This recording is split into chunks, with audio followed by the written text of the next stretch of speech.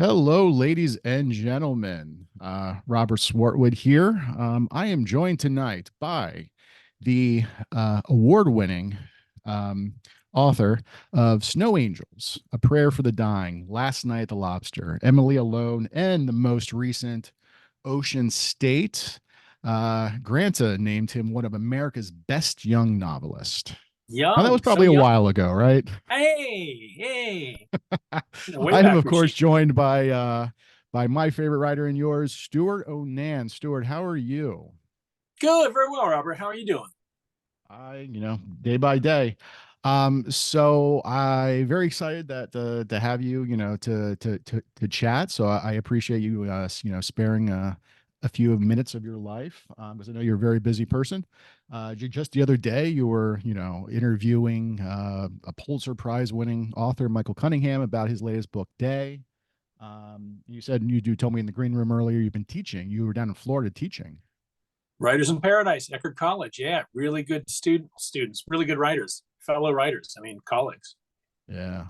So let's jump back for anybody who has not read any of Stewart's books, which shame on you. So many great novels. I don't even know where to start. I mean, again, we mentioned Snow Angels, one of my favorite books of all time, A Prayer for the Dying, which we're going to hopefully talk more about. That definitely was inspiration for me to try a novel very similar to that. The Speed Queen, Night Country, which is the new HBO show, is based on your book, right? Is that Not exactly, no. no? Okay. No. And I mean, there's so many different books. You never really did a series, although I guess you kind of did do a series with the Emily Henry and Wish You Were Here. Kind of was a little bit tying all these characters together. Again, there's so Yeah, much to discuss, but I don't know if we're gonna have time. But let's go back to the beginning. And correct me if I'm wrong. Some writers know very early on when they're young, this is my dream. This is what I want to do. Did that happen to you a little bit later in life? Because I mean, it wasn't like you went to school for writing right away. You went a different career path. I mean, at what point would you say that you wanted to become a writer, or you realized that that was something that you had that ambition? probably in my early to mid 20s. My father was an engineer. His father was an engineer. I was really good at math, and I grew up during the NASA era in the 60s. And I went to school for aerospace engineering, and I was working in the field. But I was always a big reader. I've always been a big reader, I mean, since I was a kid. And as Saul Bellow says, a writer is just a reader who is moved to emulation. And I think that's what happened to me. At some point, I decided I'm going to try to step across that line, and try to write. And it's really hard. I mean, it's tough. And it took me a long time just to get a grasp of anything. But I had a lot of fun doing it. I'd go down to my basement after work, and I just write in my basement. And I worked on stories and novels, and eventually some of them I'd send them out to magazines, and eventually some of them got taken, and some won prizes. And it seemed that maybe I could maybe do this, even though it didn't pay anything.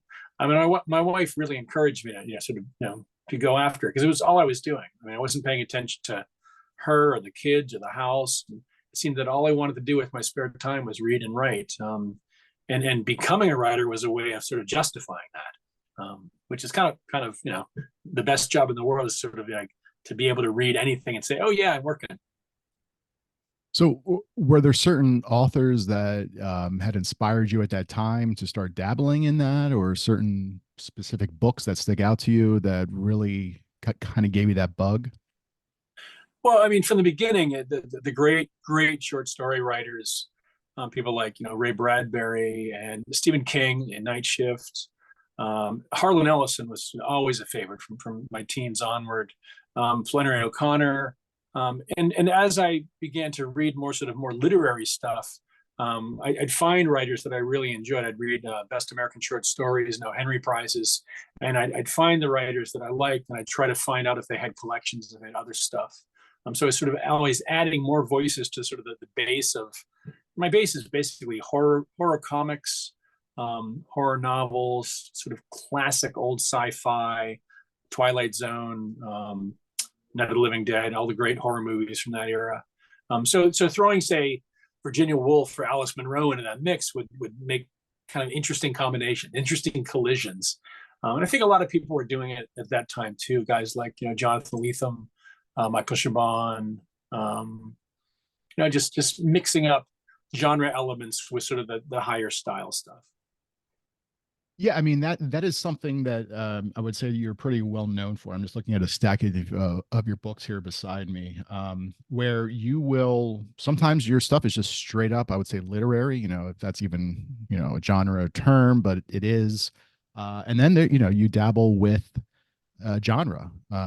The one I have at the top of the stack right now is, of course, Night Country is one that comes to mind very much. I'm going to say I don't dabble, that total immersion, total immersion. If there's a more Halloween book than that book, you got to show it to me. Right, but I'm just saying. But then you got a book like Last Night at the where was it? Last Night at the Lobster, where Yeah, there's no supernatural stuff going on here, and if there is, I missed it somehow. I mean, so you straight, straight, definitely, straight blue yeah, collar fiction there. Yeah, yeah, and right, that's what I was known for early on. I think early on, right. people looked at Snow Angels and Names of the Dead and thought, oh, he's blue collar, Pittsburgh writer, and then try to sort of shove me into that box. And that's when I came out with Speed Queen, and it was like, what the hell is that? So, Speaking of Speed Queen, I have it right here. Another favorite of your, vast, of your favorite novels of mine. So for anybody who did, yeah, let's just jump around because I mentioned it before. We're gonna just very informal, so we're gonna kind of just jump around. This book is about how would you describe this book? And is it true that the original working title was Dear Stephen King? yes, it was. It's a satire. It's a satire of American appetites. It's a satire of speed and convenience and consumption and addiction.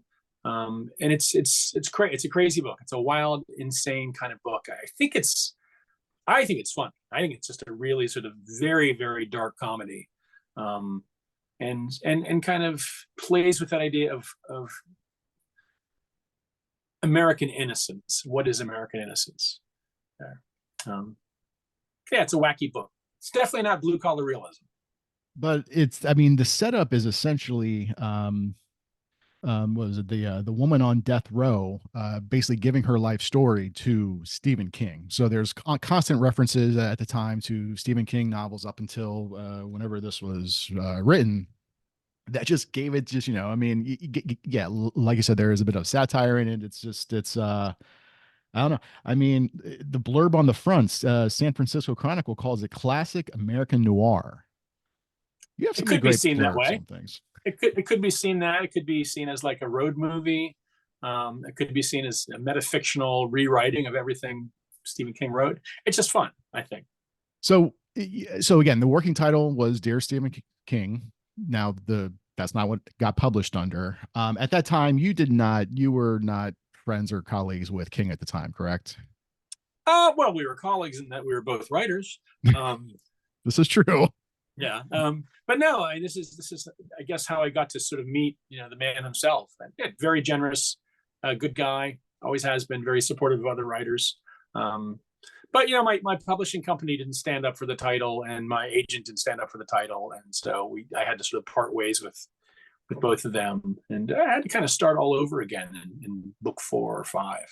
But as a technical performance, I think it might be my best. I mean, if you had to if I had to rank them, like in ice skating and figure skating, that one's got to be like a 9 or a 10. It's way up there. There's just not a lot of wasted motion. It's very tricky and fun and wild. And I think it's a book that only I could write, which is what you're shooting for, right? Kind of an impossible book that only you can write. Totally, the weird mix of everything that I'd read up until that time, and first person female narrator. It's a wild ride. I think it's just a lot of fun. And so then this was the first time you then had a narrator from the female point of view, correct? Is that what you're saying? At least in terms of the novel. No. In Snow Angels, my first novel there, it spread around a fair amount. Annie gets her sections. It's from there. Okay, that's right. The point of view. Barb gets her sections. Annie's mother gets her sections. No, I mean, I was early on, I used the omniscient voice a great deal. So I was like flying, across all sorts of different characters. I liked that the most. And then later I realized, to get a little bit deeper, I had to sort of stick with, one point of view and go deeper. And in Names of the Dead, it's like, I want to say originally it was like 700 pages, third person subjective, one character, Larry. You're just stuck there inside him. The only escape is to either go in the past or come back to the present, and you can't really do either. And then in the Speed Queen first person, staying there the whole time. But in the next book, I got back to my old tricks, just jumping all over the place. So going back to the always reliable Wikipedia, part of your bio here says that you had earned your BS in aerospace engineering from Boston University. True or false? That is true. All right, and that basically your wife was the one who really encouraged you to pursue the career in writing. And then you ended up moving to Ithaca to attend, or Ithaca, New York, to attend Cornell for the, I guess, the MFA program there. Also true. So obviously an MFA program could be very, there's a lot going on. What is there one piece of advice that has stayed with you, after all this time, where you just have felt that, or maybe not, but I mean, from the entire program, is there just one maybe piece of advice, or maybe one writing instructor or anything that really just has stayed with you, that has really kind of helped shape the writer you became today, or I'm sorry, that you are today? I mean, three things that I got out of the Cornell MFA program. One was all these books that I had no idea existed. So everybody that was in there, both the fellow sort of MFA students and the teachers, even just people sort of on the periphery there, were always recommending books to me. And so I'd make a beeline for the library and grab those books and read them. And they changed the way that I write, the way that I see writing. The second was just concentrating on nothing but writing and seeing yourself as a writer and saying, this is my job. This is what I need to do, and to get pages out. So I was there for 3 years and I wrote 4 books there. And eventually 3 of those books got published there. And the third thing was I found really good readers, both within my workshop program and outside, people that had gone through the program and were sort of hanging around on the sidelines and then would read my work later on. And some of those people still read my work today, and I'll send them a novel. Paul Cody, great writer, so good with structure. He can read an 800-page book and go, you know what, you kind of lost this particular character around page 600. It doesn't sort of pop back up. He's great with structure. He's great with the promises that you make the reader. Did you fulfill those promises? He's really good at that. So 1, the books, 2, seeing yourself as a writer and getting work out, and 3, finding those readers that are really important to you. So let's just talk about your writing style in general. Not your writing style, but your writing process. Has that changed much since those days when you were really working on short stories? Or is it essentially the same? Were you one of these writers, especially I guess with a novel, where you outline, or I think I know the answer, or do you just kind of have that seed of an idea, sit down? Because if I remember correctly, you only try to do like a page a day. You don't really try to, knock out several thousand words or a chapter. It's more, you really do that line by line writing. Yeah, I'm pretty slow, but it depends on the project too. I mean, if it's a big book, if I know the book's going to be like 500-600 pages, it'll announce itself pretty early on how big it needs to be. That's a different animal than, say, like something that comes in around 150 to 200 pages, those short novels. So it depends what the project is. I mean, some of them can take forever, some can take years, and others you can at least get a draft in 6 or 7 months. It depends, but you feel what that size is going to be, and you kind of sometimes feel what the container is going to be. Sometimes it comes to you very quickly, and other times, like with Ocean State, I had that material for 20 years and just didn't quite know how to get to it, and didn't know how to frame it. I knew it was there. I knew there was a really good story there, a really interesting story that was my kind of story, the thing that I like to write and get into, but I couldn't figure it out. And that happens from time to time with books. So I'll start a book like The Night Country. The Night Country, I mean, I started that book I don't know how many times, and then other projects would get in front of it and sort of push it to the side because they couldn't quite figure out how to do it. And then eventually, I found the right way in, and then it was pretty quick in the actual writing of it. But I mean, in the actual formulating of it, just took way, way too long. It, I slowly catch on to things. It takes a while just for them to sort of sink in and then for me to understand them. But then So, once I okay, do, I so can usually get after them. right. So that's interesting in that you will have these ideas that will just stick with you. And I guess, is it the ideas that just stick with you and don't go away, or the ideas are the ones worth writing? Or or like, if you have an idea, do you jot them down in like a notebook or on your computer? Or I mean, sometimes no writers get very I don't want to say spooked, but they don't want to jinx it and being like, well, if I write down the idea, then it's been written down, even though it's the idea. Like, I just want to keep it in my head. I mean, how do you kind of manage to just juggle all of these different ideas, especially throughout the years working on different projects, and knowing that, like, okay, you know what, this is an idea that, I mean, maybe you might even have an idea that you have, and then a month later you're like, no, it's not going to happen. Oh yeah, I mean, and for years, I mean, you can start on something and like do the research, start doing legwork, getting all excited about it, and then it kind of just goes cold, or you're like, yeah, I don't see how to do this, and I don't understand how to do this, and something else comes up that gets a little bit hotter, and always go with the hot hand there. Alice McDermott says she writes two novels at the same time, which seems to be insane. But she's got a really big brain; she can hold it all together. And when one goes cold, she'll jump over to the other one and see if that'll get hot. And in the end, she'll just publish whichever one she gets to the end of first, and continue to sort of nibble on the side. I can't do that. It's kind of just one at a time for me. Um, I mean, you never know. You never know how something's going to turn out or if something will turn out.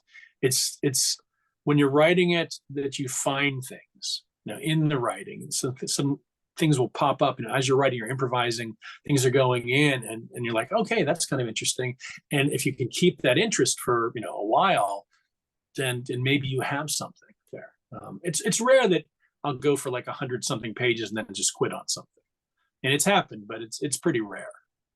Do you have an idea of, not necessarily the exact end, but have an idea of like where the book is going to be going, what kind of end you might have in mind? At least, I don't know, I always use the example, I know, like Harlan Coben will talk about, like, for him, he does an outline, but it's like he's on a road trip. He knows where he knows generally where he's starting, he knows where he wants to end up. How he gets there, what happens along the way, is a complete surprise even to him, but at least he has that destination in mind. Is it similar to that, or, I mean, how would you describe that? Well, it depends on the book. If I'm plotting backwards from a big climax, like City of Secrets, right? I know that the major thing that's going to happen at the end of that book is we're going to blow up a hotel. It's a historical, event. So we're getting towards that hotel. How do we get to that hotel to blow it up, right? But I know that that's the big climax there at the end. So again, I kind of know where I'm starting from. I went back from, said who's involved in the blowing up of the hotel historically, and went back and chose a particular character to get me to that hotel. But I know where I'm going in that book. Whereas in The Good Wife, I have no idea. I know that her husband is going to get put into jail for a long time, and that she is going to have to learn how to become this other person, this prisoner's wife. And what does she have to do to do that? I really don't know. So I need to find out. How do things actually happen in real life? Again, I need to find out. Where does it lead? I need to find out. And that's just following the character, and seeing what's foremost on their mind, what they're trying to do, their hopes, their expectations, their dreams for their life, and then seeing what life puts in their way. Course, here's The Good Wife. This is a book that I have actually come back to. I did an interview in the fall with a library. I forget, I think it was Traverse City Library, regarding my new book. And at the time, I forget how it came up, but I will constantly go back to a how you end one of your chapters. And this is something that I learned from you, and I know that and okay, let me jump back a little bit farther. How I know you, I don't know. Do you remember how you and I initially met? I guess you could say. Was it on the internet? Yeah, more or less. So this was back in, I was in college, so this was early 2000s. I think it was 2002, 2003. I think this is around the time of Night Country. I had written a little short story, submitted to a Chizine contest, and it ended up being picked first place, called in the Land of the Blind. It was you, Gary Brombeck, and the third person is escaping me right now. Um, and very young, ambitious writer at the time. I'm working on my first novel. I have this crazy idea, thinking like, oh, you know what? I want to reach out to some writers and basically ask them to maybe read this book. And if they like it enough to blurb it, I can maybe use that to try to get an agent. It was a really crazy idea. And No, so it's a good idea, right? I reached out to you. You were kind enough, and that's the thing too. I think before, like you've always been very, very kind to me. Um, I sent you. You were like, sure, I'll take a look. And so I sent you the manuscript. You wanted it bound and stuff. I had it, I think done at Staples or Office Depot, something like that. Mailed it to you, and one day I get this package in the mail. And I still have it. It was one of those things. You sent me back the entire manuscript. I had to go through all these boxes to find this. You send me the entire manuscript back with this letter here. It was dated December 21st, 2004. So we're coming up on 2 decades Wow. now. Well, I And just finished the Red Sox book. I just finished that damn book. Yeah. and so you had this like a page and a half letter, basically, talking about, uh, I, it, I don't want to spend a lot of time on it, but I mean, you basically said like, you'll see on the manuscript, where you're impressing me, basically you talked about like, and I'm sure you've done this for other writers. I mean, throughout the, I mean, it was incredible. It was just one of these things, guys. Keep in mind, I mean, this essentially was my very first novel I had written. Obviously it wasn't going to be perfect. And you took the time. I mean, you didn't have to do that. You could have just been like, read maybe the first like, 10, 20 pages and been like, I don't think this is very good. And then just, just kind of never, I never would have heard from you again. But you, like I said, it was incredible. So again, I mean, internal gratitude for you for that. Again, I don't even know if you Well, remember I doing mean, that. you caught me at the right time, right? I was probably in a pretty good mood. The Red Sox just having broken the curse after 86 years. I'd finished the book I'd worked on because season was over. It was on the shelves, so I probably had a lot of time. I imagine I probably took it on tour with me when I was running around doing the Red Sox book because that was, I mean, that Christmas, everybody's uncle got that book for Christmas. Yeah. Oh no, I mean, I'm not a baseball fan, but I had purchased it for someone that I worked with at the time who was a big baseball fan, and he really liked it. So, but again, that was very kind, very helpful. You and David B. Silva, the late great David B. Silva, who had been an editor at the Horror Show. He was another writer much older than me who really was a mensch in terms of just his time and advice and support. And that's why in my short story collection I had dedicated to both you and David B. Silva, because at the time David was another writer I'd reached out to. And he had sent me back, like a very like generic blurb that doesn't really praise the book. It's more like, this is what the book's about. And so I remember Right. getting it, being like, okay, this is cool. And then I had responded to him essentially something along the lines of, thank you so much, that this is amazing, but do you have any feedback on the book? And that was where he was like, okay, good. Like I didn't want to say anything, you know what I mean? It was one of those things where I guess like, cause there are Huh. some writers out there, and then, you've done a lot of writing workshops. And I like to think that most people who go into writing workshops are there because they want to learn, they want to grow. But some writers just, they don't want to be told, like they just want to hear how great their books are or how Right. great their writing is or their story is. They don't want to get any type of actual critical line editing or anything like that. They just want to be told you're amazing. Where most writers, I would say, if you're a writer who thinks you're good, you're probably not a good writer. You know what I mean? Like, I don't know if you agree with that. I mean, there are times where like I think you have to have some type of they have to have some type of narcissism as a writer to be like, I'm writing something that is good enough for people to read. But at the same time, I think if you get to a level where you just feel like I'm great, I can't keep getting better, then I think that is always a warning sign.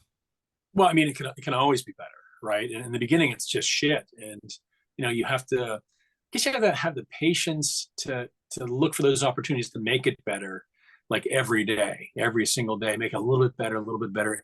And it's about just seeing it. I think sometimes, especially when you're beginning, you can't see it. You can only see the one possibility there. I think later, as you write more, you see more possibilities there, more things that could be. I think. I hope, but it's usually crap. I mean, it's usually shitty. And you can write a whole book and go through that whole process. It can still be shit. I mean, nobody wrote nothing but good books. Maybe Alice Munro, although The View from Castle Rock is a little shaky early on. But yeah, it's hard. It's hard. It's not supposed to be easy, right? Not supposed to No. be When I'm repeatable. working on something and I feel good about it, I always worry. It is always when it's usually because I kind of almost try to trick myself into thinking about, like, I never really want to be happy with something that I'm writing.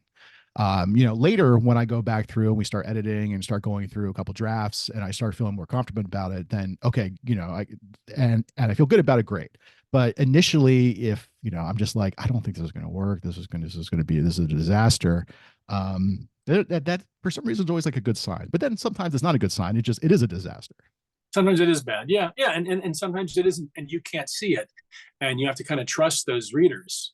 Your first line of readers to tell you that and say, look, oh, this character's kind of a jerk, or I didn't understand what was happening at the end of chapter 5. What exactly happened there? You're being a little too elusive, and being able to look for consensus and understand where those readers are coming from and say this is what they're good at. Right. I've got a reader who's a poet, and if she puts like an X over one of my metaphors, it's gone, it's out, because her ear and her eye are much better than mine. That's interesting. You don't write any poetry, correct?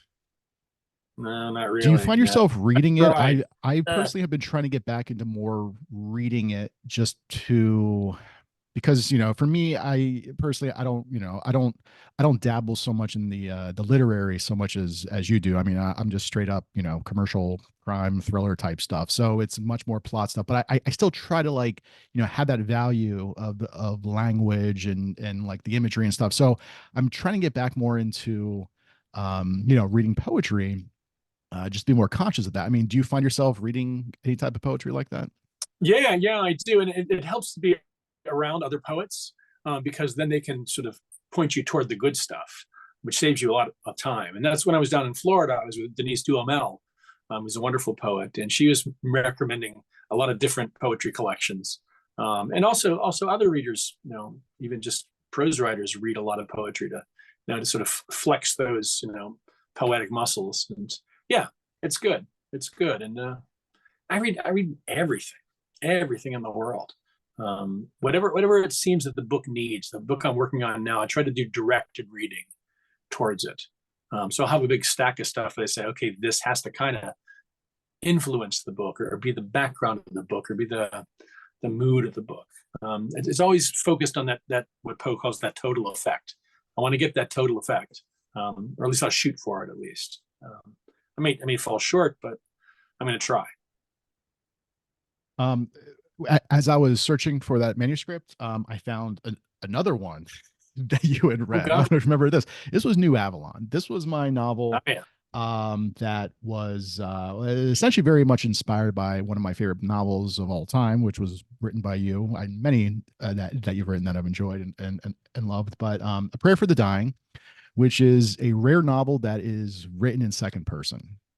And so, can we talk a little bit about A Prayer for the Dying? Because again, just the fact that you had the balls, I guess, at the time to think, like, I'm going to write this book in second person. Because I mean, short stories in second person is one thing, but an entire novel, and granted it's a shorter novel, but an entire novel in second person is, you have, what's the Bright Lights, Big City, or I Jay forget what the, McInerney, yeah, yeah, yeah, I mean, you've had other ones in the past, but and I do feel like it's becoming more common nowadays. I don't know if that's just it more is. of an acceptance to, I don't know if that's more reader acceptance, because I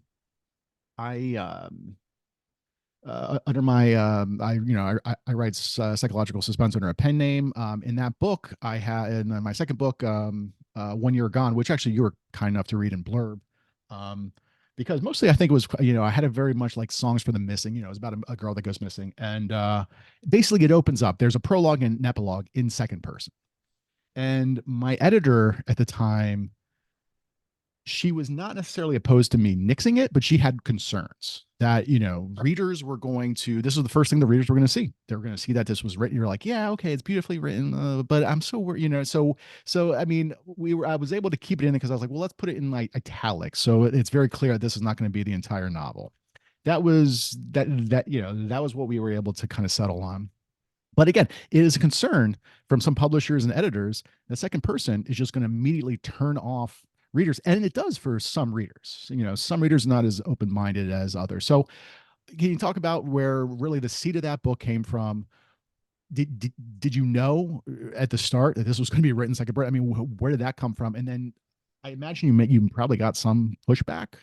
Um, from I don't know any I mean well you've been with your agent David for a while. Did David Yeah. give you any pushback on that, or I mean, or probably not. I mean, No, David's always been no, not supportive at like all. that. David's a very Catholic reader. He's not thrown by much at all, and he began as a poet as well.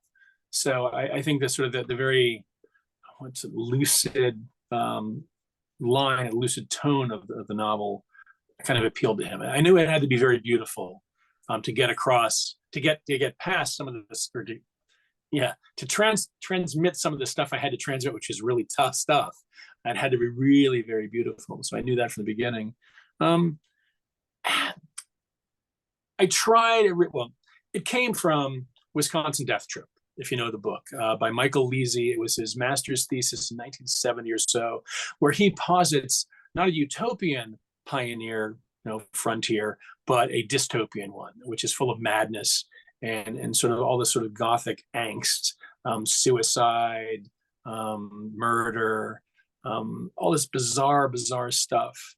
It's a really interesting book. It's filled with memorial photography. So these, all these dead children, and they're being held up by their mothers. It's just a weird book. It includes the what's the word for it? The entrance evaluations of all the insane people to the Wisconsin State Asylum there. And so I began looking at it and thinking, wow, this is really creepy stuff. I shouldn't be looking at it. This is bad stuff. This is like really sort of like creepy stuff. And I thought, but if I could get that feeling across to a reader, then I might have something. I might have a really good gothic horror novel here. And I could set it in this frontier land, which is kind of free, long ago and far away. So I can play sort of loose with the facts of things and do what I want to do in terms of mood. And I started thinking about how do I do this and who's my main character. And I ended up with a tentpole character, a character who's got a lot of responsibility in the town. So he's the sheriff, he's the preacher, and he's the undertaker in the small town. I thought, okay, so he's connected to everybody and everything. And where is he from? Why is he all these things? And I was like, okay, so he came back from the Civil War a little bit damaged. So he sees the dead in a different way than other people see the dead, and he sees the world in a very different way. He's full of religiosity. So he's an overtly religious character, which that's the biggest transgression I think I do in the book, and that he's actually a super religious guy and means it. And I started to write it in the first person, but it was too close. I knew I needed an unreliable narrator because he is an unreliable person. He's got slippage inside of himself. He doesn't know exactly who he is anymore. He's become this other person. So I knew that at one point the mask has to come off and the reader has to buy that. And I knew I needed a first person, maybe a second person. I tried in the first person, it was too close. I knew I couldn't write in the third person. I mean, even as ironic as a third person omniscient narrator can be, it wasn't going to be the same because there has to, again, that mask has to come off. But I knew that the second person, I'd read it before in several different works. Laurie Moore was one of my teachers, great second person writer. And I knew that the second person isn't just like this. It comes over here and it begins to attack the character. It begins to point to the character and say, you shouldn't be doing this. You're doing wrong. At heart you're lying. You're fucking up. And I thought in Bright Lights, Big City and in Buffalo Soldier, the two great novels in the second person, that's always the case. The main character is doing the wrong thing at all times. They're totally fucking up. Whereas in Prayer for the Dying, he's trying to do the very best he can in an impossible situation. And so the second person begins to wear him down and tear him down and attack him there. And in that sense, I wanted somehow the reader to come in and try to protect the character from the narration, which I think is a really interesting place to be there. But they can't protect him. He's going to be broken down by the events. They're going to crush him in a way. Chekhov, right? Be colder. When you want the reader to feel more, be colder. In this place, I can be as cold as I can possibly be in the second person. And that disassociation within him comes through beautifully. It's a very much a Poe effect, right? It's a very 19th century effect, a Gothic effect. And I thought that was kind of perfect. Everything that's inside us wants to come out. And I thought, if I can do that, then I might have something. I also looked at Cormac McCarthy's Blood Meridian. In that book, he keeps making things, the atrocities get worse and worse and worse and worse, and you can't believe it. It's almost this aesthetic effect where it's almost, you're like, oh my gosh, he can't do more than that. So it's almost like a magic trick. It becomes getting more and more fantastic, more fabulous. So putting those two things together, I thought if I can do that, then I might have something here. And I was also challenged by that idea of sunlit horror. I think that's a term that Stephen King uses in Danse Macabre. He says there's not a whole lot of sunlit horror out there. So I thought if I could do that, then I'd have a lot of sort of plates spinning in the air, a lot of stuff going on. I like that era. I like the weirdness of the little town. I've got a plague and a forest fire, so I'm cranking up those stakes. I stole that from, I think it was David Madden in Revising Fiction, talks about, I think it was sort of plague and a meltdown from a nuclear plant or something like that. So I put the plague book together with, the the fire book, and no, it's 170 pages, so it's kind of small, it's kind of slight. I think it was maybe that one in the Night Country. Jonathan Lethem says it wants to be a poem. And I was like, I kind of like that. But yeah, I got to use a lot of body horror in it, with the plague stuff, the diphtheria. I got to really sort of dig into Wisconsin Death Trip. And it was a weird book. I mean, the second person, writing in the second person, being stuck inside of Marjorie for Speed Queen really fucked me up. I think I get too close to that first person. There's the same effect in the second person. You become very weird. And living within Jacob and being in that world, it really kind of weirded me out. And I became very strange. It's fun in a way, but it's such, both of those books are I got so close to the characters that I came up with this weird twisted product at the end of it that's totally unrepeatable. There's no default setting on either of those books. They're total performances, which is great, I think. But when people say, "How did you do it?" I'll be like, I don't know. I put my hand in the fire and kept it there. So one thing about your books are that I don't think no two are the same. Well, maybe that's not true, because I mean, we did talk about the Emily Alone and the Henry. I mean, those are kind of connected with Wish You Were Here, but for the most part, every single book completely different than the last. Is that something that you are conscious of when you're tackling a new product or a new project where you really just want to do something, not even close to what you had done previously, or even like, a few books previously? It depends on what gets hot. I start another book, and often that book is not the book that I end up actually writing. There's a lot of false starts, a lot of legwork, a lot of research, a lot of interest, like curiosity, that ultimately doesn't go into the next book. So I usually try to do something different, but I don't know if I actually succeed in that. I think there are concerns and themes that come back over and over again, book after book. Even books that seem like wildly different actually are very, very close to one another. I don't know. It's just,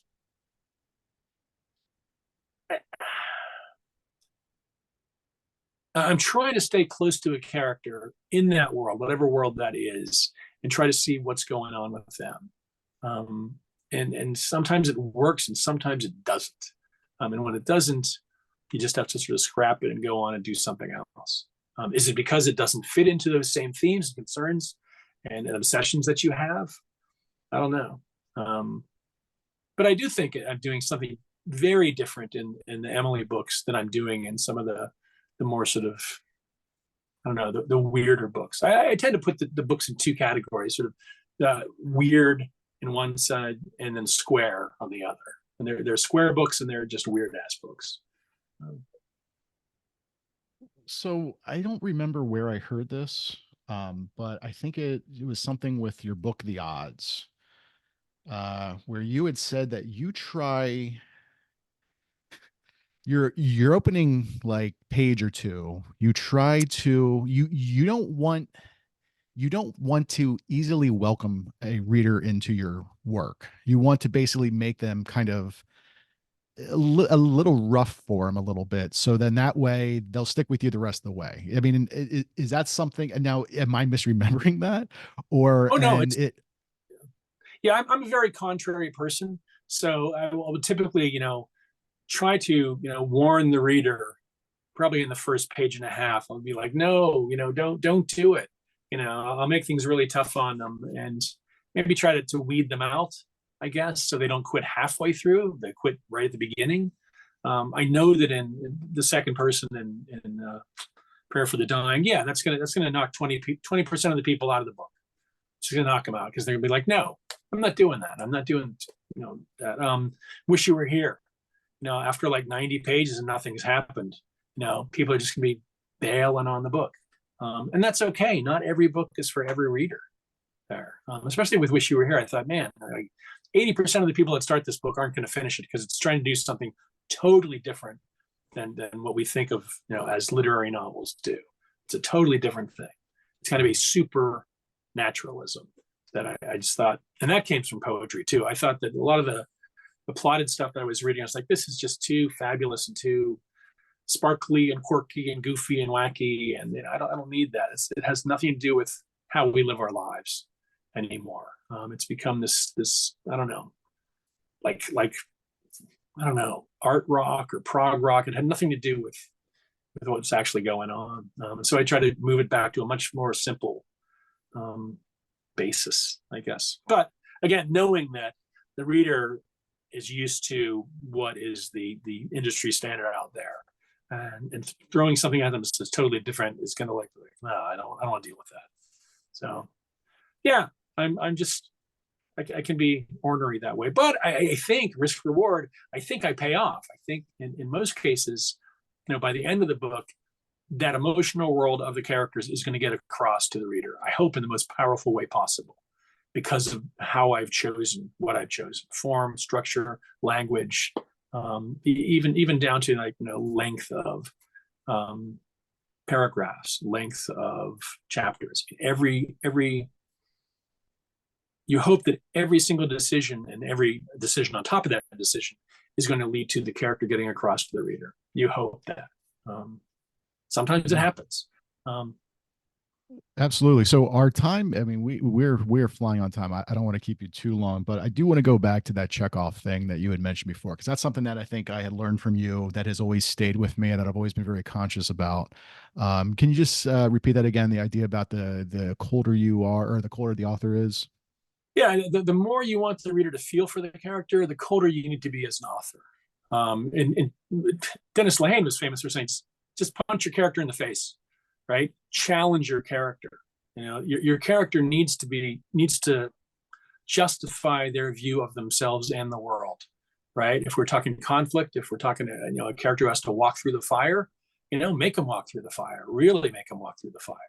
There, typically, the characters in a lot of books are sort of, I think, pampered and kind of whiny in a lot of books. So smack him in the face, right? I mean, Mike Tyson, everybody, it's Floyd Patterson, I think, says, everybody has a plan until they get punched in the face. Now, and we have plans for our lives. We want our lives to be a certain way, but the world is always going to punch us in the face. That's what the world does. other people, circumstances, everything. So yeah, smack your character in the face. And And don't apologize about it, right? Don't hold the character's hand while they're getting smacked in the face. We're going to lose everything in our lives, right? I mean, right. we're going to lose the people that we love. We're going to lose, our parents. We're going to lose, everything around us. It's about loss. It's the human condition. So, yeah, start now in this book right now. And does it also go hand in hand with, and I think there's something else that you had taught me, in a roundabout way was, don't step on your punchlines.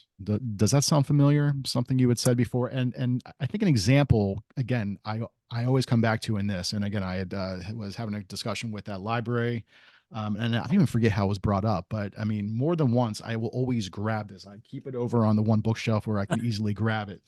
But again, the Good Wife is about a woman whose husband, I forget, him and some other men would do a crime. They go to prison, and she's basically by herself. And you end the one section, middle of the night when the phone goes off. It's like a memory, the ring calling her back to the present. Immediately she knows it's about him, someone from the jail. It's past midnight, the time reserved for bad news. She slaps at the phone, grips it. The man asks if this is Mrs. Dickerson, older, serious official. Yes, she says. This is she. Mrs. Dickerson, he says calmly. Do you know how easy it would be to kill you right now? And that's how it ends. We don't see her. We don't see her reaction. We don't, see her. I mean, we can imagine it. We can imagine what that, reaction is. But if you were to go on and say like, oh, she screamed and slammed the phone down and, turned on all the lights in the house and called the police, like it just would lose that impact. Um, and again, that's one that I always go back to when I'm kind of discussing with this with other writers or just anybody about that idea about not stepping on. I don't know if you think it's a good example, if you have a better example from any of your works, but that's just one that's always stuck with me. Well, early on, I was always sort of trying to explain my last line. So there'd be a last line, and then where it should end with gesture or action, and then I would try to explain that. I try to sort of like get between the reader and the actual what was happening with the character. And there was a lot of rhetoric involved, and me trying to enforce emotion. In a section like that, I don't have to enforce the emotion whatsoever. We have the lighting effect. It's dark. She goes to the phone. We see she's subservient and that, she thinks it's an official person. And so she takes this very deferential tone to it. And she's totally misread the situation. And this person is kind of preying on her. So I'm a little colder. We feel a little bit more for her there. And again, it's the whole book is about being alone and how she needs to be stronger. Right. And this is something that sort of sets her on that path. Yeah, no, it's great. So, and before we get to Ocean State, because the time is almost up. Um, for anybody who cares, the Hint Fiction anthology that W.W. Norton put out, I don't think would have come about if it was not for Mr. Stewart O'Nan. And I don't know, Stewart, if that's something you would agree with. I doubt that very seriously. It's a great collection. So for anybody who, so just to recap, I had one day written this like very tongue-in-cheek essay about calling very very short fiction like 6-word stories or whatever else hint fiction, and to try to kind of promote this idea, I wanted to do a contest on my blog at the time when people were having blogs. And again, I've known you. I know it's more of a literary thing. I email you one day, hey, I want to do this contest thing. Would you be a judge? Basically it would narrow it down, said you like top 10, 20. You said, sure, no problem. Having like your name involved, I think was the thing that caught the attention of Galleycat at the time, which was kind of this online trade magazine for publishing, which then caught the attention of an editor at W.W. Norton, who ended up emailing me and my agent at the time, basically being like, hey, this sounds fun. Let's talk about maybe doing an anthology. So again, had you know what I mean? Had I just done a contest and not had a quote unquote celebrity judge, I don't think anything would have come of it. No, I doubt. It's a great idea. It's a great collection, and I think if your agent had just sort of knocked on doors in New York, See, I think it would have flown because I don't it's think so. I yeah, personally think that it's one of those things that had we approach publishers with it, they'd be like, "This is stupid. We're not gonna do." It was one of those weird publishing things. Right time, right place, right editor. It's just that confluence of events. It's I don't know, because that's the thing about publishing. That no one knows anything. It's oftentimes, and I don't know if you agree with me or not. Sometimes I get into arguments with other writers I know where I think it's about timing and luck. It's the right book, right time, right editor, right publisher. It's just getting all the stars aligned. Um, Obviously, it's also a lot of hard work and talent and everything else. But at the same time, sometimes you just need someone to say yes. You just need one yes on something. yeah. I mean, some of it's luck, some of it's timing, but there's not much better than an entire collection of super shorts, right? So anyway, all right. So we still want to talk about Ocean State, which was your most Fiction. recent novel. This came out last year, correct? Or 2 years ago? Um, 2 years ago, yeah, 2 years ago. 2022, yeah. All right. Well, okay, yeah, we had just started here. Let's see here. So, some blurbs. New York Times says it's interesting and enduring. Onan is an enticing writer, a master of the illuminatingly mundane moments. Um, what do you think of that? Do you agree with that?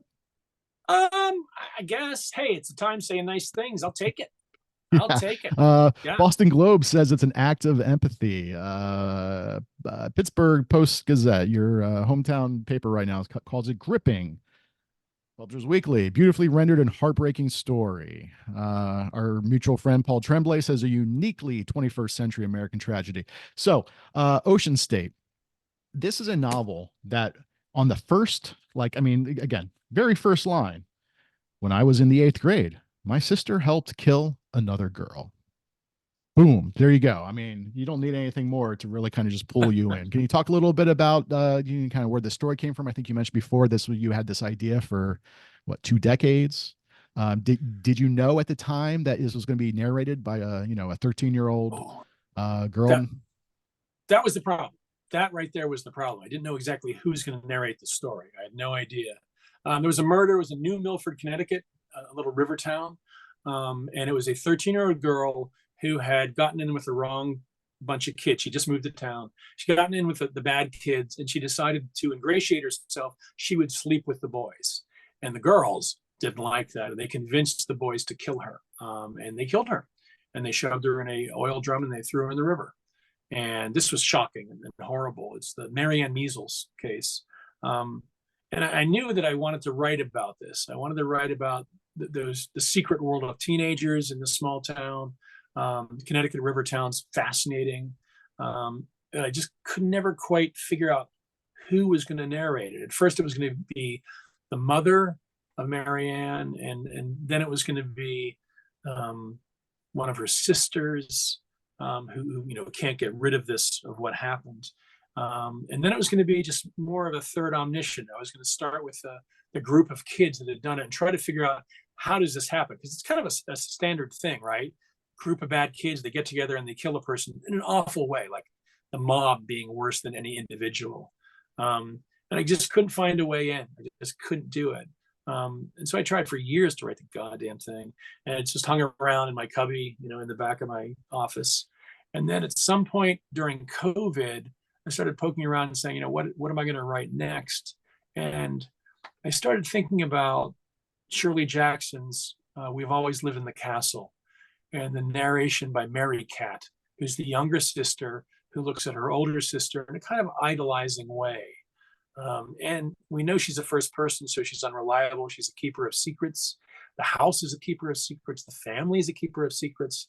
And I started thinking about, being in the small New England town and having the rest of the town looking at you and thinking that's a family of murderers. That's a family of evil people, and the effect of that on you as you're trying to grow up. And then when I came up with the younger sister, you know, idolizing Angel, the murderer, I thought I've got something here. I've got something that is going to be interesting. story. And I came up with, there was another line that was going to be the first line of the book, which was going to be that fall we lived in a house by the river. And that just that tone, that sort of, very limpid tone, I thought I got something there. So I wrote that in the opening, and then instead of cutting the last line, I cut some of the first lines, got rid of that, and ended up with the hook. You know, when I was in 8th grade, my sister helped kill another girl, and that's the hook, and that's the promise, and that's the premise of the whole book, is that I have to then deliver on how it was to be that sister of the killer, and how that changed my life. And I So thought, okay, if this, I can do that, I got something. yeah, so this is based on a true story, or it's more inspired by the true story? It's more inspired by a true story. Because do you Originally, ever find, I was going to yeah, do I the mean, group, but I knew I finally couldn't do the group, and I had to just sort of single it out. So I made it this couple, because a couple is kind of a group in a way, right? What's the culpability? Where's the blame really lie when a couple does something like this? okay. Because I mean, and do you ever find that sometimes it's a certain like a balancing act if you are doing something really inspired by a true events where maybe you don't want to get too close because maybe that opens you up to some type of liability or anything like that? Not maybe liability, but being locked into the facts of the actual case. I'd rather not do that. Yeah. I want to have that freedom to just make stuff up. But in this case, it's New England, so there's this overlay of, it's also October, it's Halloween again in New England, so there's this ability to write a ghost story with a brand new ghost in it. Yeah, well, like all your books, it's a great novel. Everyone needs to check out Ocean State. It's actually coming out. It's not in paperback yet, correct? Paperback's coming up. I believe it is. It is in paperback. It is It indeed is in paperback now. Okay, I wasn't sure if that was paperback. coming up. Yeah, Actually, hold on. Let me see here. I can. Uh, oh, and you can get it at your local library. oh yeah, absolutely. Oh yeah. I apologize. For some reason, I thought it was coming out next month, but yeah, paperback. And the paperback is different than this one. It's yeah, definitely a different type of look to it. So, Stuart, thank you so much for your time. There was so much we did not get a chance to. We didn't get a chance to talk about the circus fire. We didn't get a chance to talk about the John Gardner book, the on writers and writing, even the Vietnam read. I mean, so hopefully, when your next book comes out, you can spend some time. We can talk so much more. Before you go, is there any books you want to recommend? Anything you've been reading recently? Any just any good recommendations? Well, from a few years ago, Likes by one of my favorite story writers, Sarah Shinlen Bynum, Bynum. Really, really lovely story collection. I'm rereading it now because I mean it's got a lot to teach me as a writer. And I guess that's about it. Support your public library, please. Yes, absolutely. Absolutely. So again, and then online, it's your website, which is what is your website? Stuart. I think it's Stewart-Onan.com. Okay, perfect. Or of course, you can just Google Stewart O'Nan. You can find him there. Online, you're pretty active on Instagram, I think, right? Is that the only place really social media wise? Yeah, a little bit, not too much. Yeah. Well, everybody, again, new book, their newest book is Ocean State. But go check out all of Stewart's books. They are all excellent in their own way. Again, my personal favorite, A Prayer for the Dying, one of the all-time, best novels. So, yeah. Again, thank you so much, Stewart, for spending the time. And everybody, go buy Stewart's books. All right. We'll talk to you next time. Bye.